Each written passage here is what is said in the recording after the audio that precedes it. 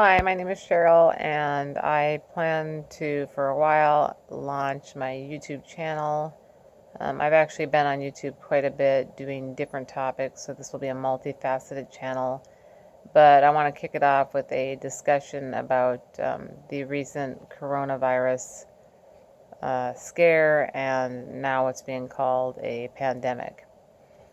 Anyway, don't get me wrong when I say this, because I actually think that all illness is serious, regardless of how many people it affects, and especially when we see we see bad effects and/or long-lasting effects from exposure to not just this virus, but other viruses that are out there and just sometimes not talked about. And I will maybe try to talk about that a little bit later. But first, I want to start out by saying to everyone who has had a life where they've been able to go outside and go to the library and go to the store for the last, 20 years plus without worry and without having to exercise good caution or without thinking about it, that I'm sorry that world has ended for you, but welcome to my world. And welcome to the world of many people with autoimmune disease, compromised immune systems in some way, whether that be diseases like HIV or, other diseases like maybe Lyme disease or infectious agents like MRSA, which just about destroy our lives, and the medical community has virtually nothing to say or do about it. And there is no hope in sight, and so we have to, while being judged by society, and I have, exercise extreme caution in our lives. And even with that, we will still often, or I can speak for myself and some of my friends, we will endure some of the worst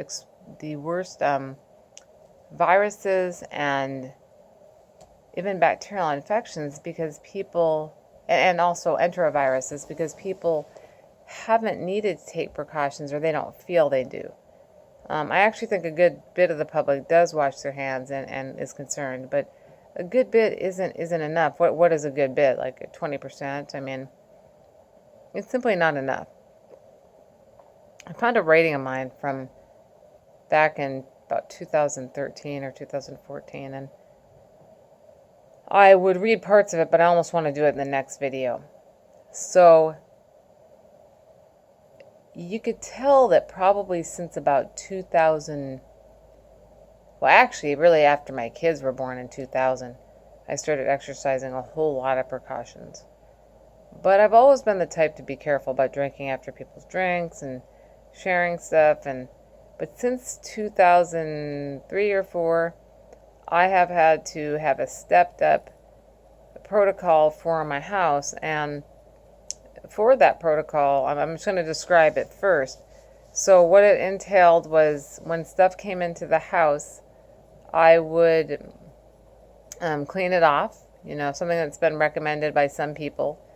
I sometimes washed my clothing, but I didn't always do that. I tended to wear coats and use the sleeve and stuff, so I didn't always do that.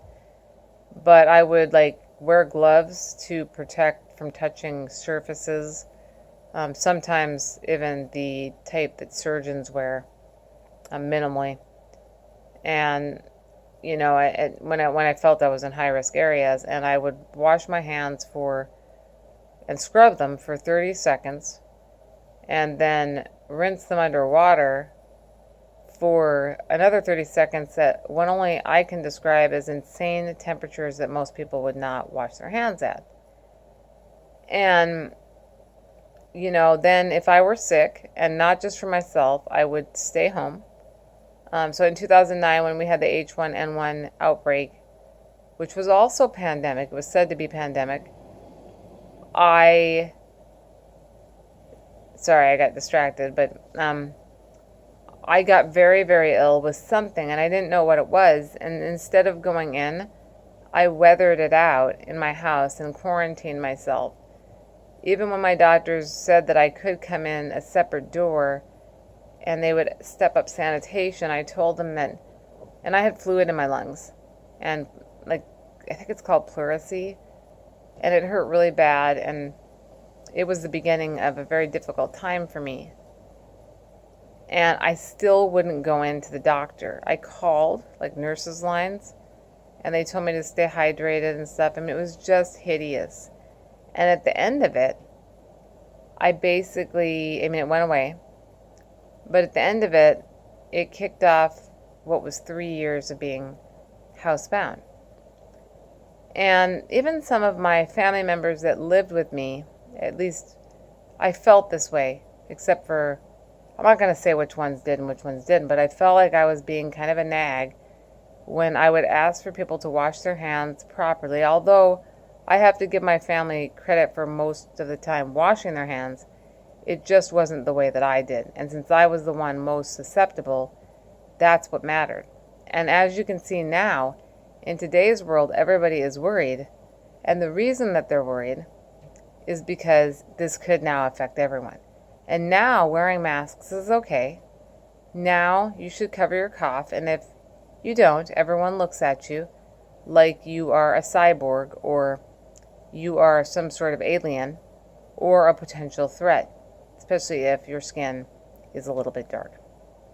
Or you could be from Asia. I was in the store the other day. I wore an N95 mask. Not because I was sick. I wouldn't have been in the store if I had been sick with anything. But because I was going to the pharmacy and I wanted to protect myself because of my immune system being so delicate. And I thought, if I had even the sniffles or anything, which I didn't, that it would protect everyone else in the store. And I got verbally, I felt slightly attacked when a couple of young men said, well, I guess they're sick. It was me and my daughter. I guess I should say it was my daughter and I. And they seemed bothered. And I actually was afraid of them because we've had to have like a police presence in the local Fred Meyer near my house. So I've gotten to the point now where I feel like really upset by the state that has been created. And I think the reason it has been created is because we failed to heed the warning of H1N1 in 2009. And as a society, unless something affects everybody, we don't kick in and use sanitation measures that should be in place. So, just reminding everyone that while I might have gone overboard, using a scrub brush and soap and putting your hands underwater when you first get home, so get them wet, and then take soap, put it on, scrub your hands 20 seconds. It basically, I've been told, is like singing happy birthday twice in a slow way. Don't sing really fast. And then after you're done, you put them under water as warm as you can tolerate it, and vigorously scrub them just rub them together, like use friction, front and back, under your nails. That's why a scrub brush is helpful. And then at the end of it, and a piece that people often miss, is that you need to use a towel and carefully dry your hands. If you don't, you're actually creating an environment in which I believe that bacteria can thrive and viruses can kind of bloom. So I think that it's not so much that I'm not for quarantine, it's that I don't understand why our government didn't act faster. And I don't want to hear that China didn't tell us, or Italy or whatever. We have governmental agencies that monitor the goings-on of everywhere in the world. And, what is the point of the United States organizations if they can't monitor what's going on outside of the country and countries that they consider sometimes a threat?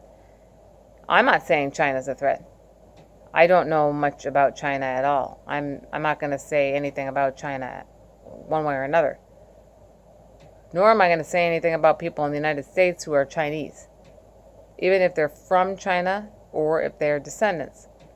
I consider that racist behavior and xenophobic. It is one thing to hope for government officials to test people who have been out of the country and other people. It is another thing to literally panic and discriminate against said people. And so I'm just going to leave it there and say welcome to my world of having to actually exercise caution every day and to have to worry that every point that you stop at, you may end up with something that could harm you, harm your family, harm your loved ones, and have a lot of people not take you seriously, or some people judge you. And that's been what it's like in my life. It has been horrendous because I have Lyme disease. And I use that word lightly because I guess I use it with irritation, because it's not just Lyme disease. I got bit by a tick when I was 21, probably exposed multiple times before and after that with other things. And I have infectious disease. It's more on the line of like 10 to 15 infectious diseases. And I didn't panic the way that the United States population did, because I exercise guidelines to protect other people. And I think for too long, the United States has remained complacent in its attitude, rewarding people who come to work and expose everybody else, some often giving them an award. Even though they may stay not sick, they make everyone else sick, and that's rewarded. Well, now that we have a pandemic going, my question is, and you're free to comment in the comment section, how many of you believe that it's appropriate to go outside now if you have cold symptoms, even if you don't know what they are? So respiratory symptoms. And I'm not trying to be judgmental. I'm not. I'm actually trying to weather what's going to go on, because I'm actually going to quarantine myself probably. I have a couple friends I might talk to, but other than that, I'm going to quarantine myself. And the thing is, just for a couple weeks. What I'm wondering is this. I just wonder if everyone believes that we need to change the way that we view infectious disease, stay at home a little bit more, maybe do work remotely from home when we can, wear surgical masks if we are sick and have to go in public, do meetings virtually, or are we just going to deal with this particular pandemic, and then once we get it under control in the United States or in the countries that we feel matter, we're going to go right back to our ways that we used to do. And I watched it in 2009. There was all these masks and Purell, and no one even remembers. And that was going to do us in. Like, from what I remember, it had big effects on the, not just the economy, because Biden made some comments about the economy and how, airplane, it could go shoot up to the front of an airplane if someone sneezed. So my question is are we just going to go back to the way we always act? Because this is not going to be the last time we see this type of virus. Anyone familiar with Coxsackie virus? Coxsackie A and Coxsackie B viruses? Very serious. Look into them. Tell me what you think. Do you think that living in a world where you have to worry all the time is fair to people who have compromised immune systems, or people who have HIV, or people who have Lyme disease and other infectious agents, MRSA? Or do you think maybe as a society we need to start using some caution and stop just going out sick, and then when pandemics happen, care about ourselves and our neighbors? And I say that because I actually don't think that everyone cares about their neighbors. I think they care about themselves. I've seen more caring, but not enough. I've seen hoarding. And while the news did cause a frenzy, and so did the government, we are the grassroots effort. You don't need to take 5 weeks supply or 6 weeks supply home or raid the store daily. The store is only set up to put out a certain amount of food a day. They can't make more. They can't grow it. It comes in trucks. On that note, I'm going to leave this. I'm sorry that I'm a little upset. It's certainly not how I wanted to start my video process off. But I felt I needed to say something in light of the fact that people seem to be losing their mind. Even myself, I feel very, very emotionally not well, partially because of my disease, and that I'm tired of the non-stop discussions and blame of other countries for not informing us. What is the purpose of places like the CIA, FBI, other organizations, CDC, World Health Organization, if they cannot apprise us to things that are weird? They should know better. And on that note, good night. Thank you for tuning in, and I look forward to chatting with you guys about ways that you can help your health, natural and herbal. I'm particularly talking about my own treatment and some of the treatments that have worked for me. So for right now, whether you're watching this during the morning or at night or wherever, goodbye. Thanks for watching. And please subscribe. And I don't know enough about what to tell you, but there's a little subscribe button that you can hit, and you can hit for notifications. I'll be doing videos more often and in different categories. You have a good night or day, and be safe, and like I said, take precautions. Bye-bye. Oh yeah, and cover your cough and your sneeze if you do cough and sneeze in public. Sorry, just that last one thing. And don't touch your hands to your face, eyes, nose, mouth, any mucous membrane. That's the biggest thing. Wash those hands. Wash your face if you do touch it. And goodbye now.